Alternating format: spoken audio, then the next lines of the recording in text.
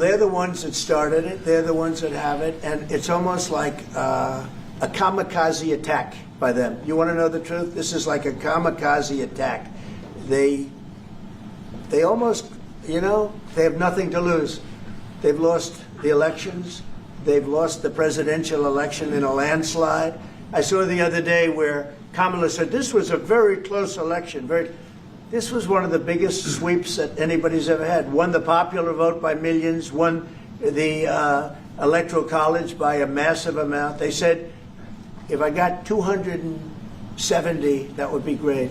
But I got, I think, 312 or 315, and they got 220.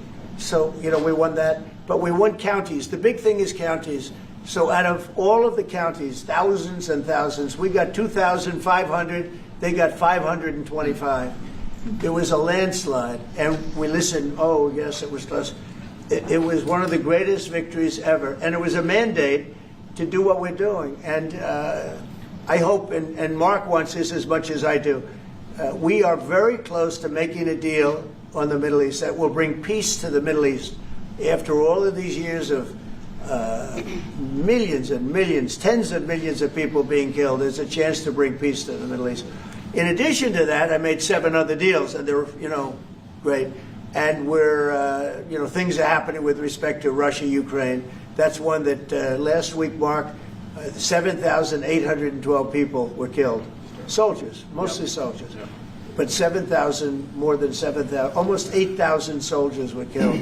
It's a crazy thing. I thought that would have been one of the easy ones. I get along very well with Putin, and I thought that would have been, I'm very disappointed in him because I thought this would have been an easy one to settle, but it's turned out to be maybe tougher than the Middle East. We'll see what happens with the Middle East.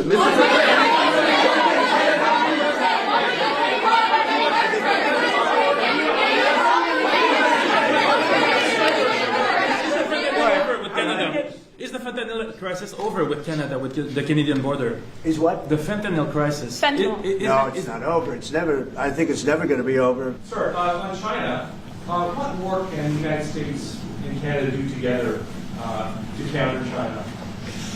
Well, you have to be able to compete. They're a great competitor. And Mark and I both know that. And you have to be able to compete. We have big advantages over China for lots of different reasons. And I think we're doing very well with China. I get along very well with President Xi. I'm going to be meeting him in a few weeks, as you know. I'll be meeting him in South Korea. But we've had a very good relationship for a long time. But you have to be able to compete. To do well with China, if you can't compete, you're not going to do well with China. And Canada is very competitive. I can tell you that. Canada is a very competitive country. And I think Canada's done very well over the years with China. Yeah, we have. But we'll do better together on that. Mr. President,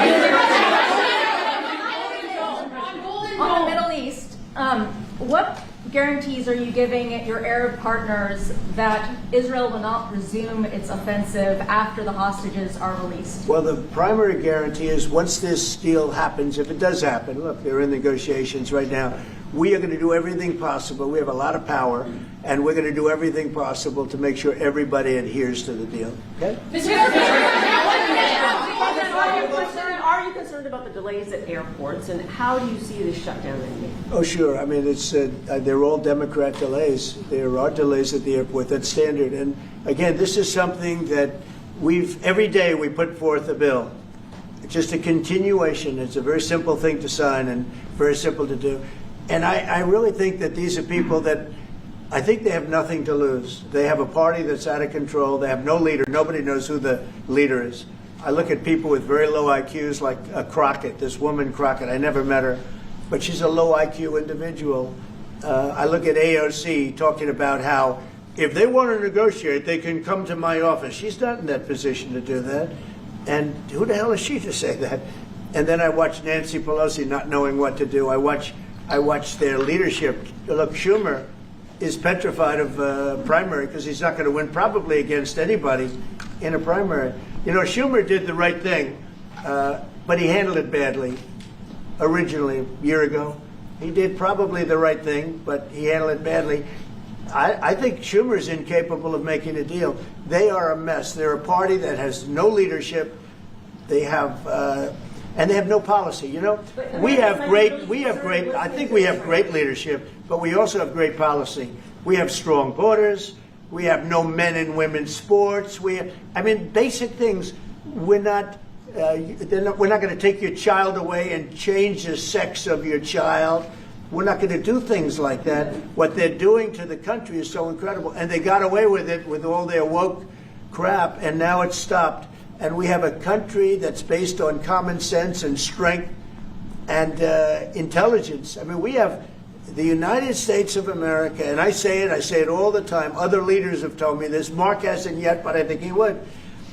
A year ago, we were a dead country, and now we are the hottest country anywhere in the world. Maybe Canada. I'll give Canada, but because I do like Canada. But you know, we're the hottest country in the world right now. There's never been a country that has the kind of money coming into. There's never been anything like this.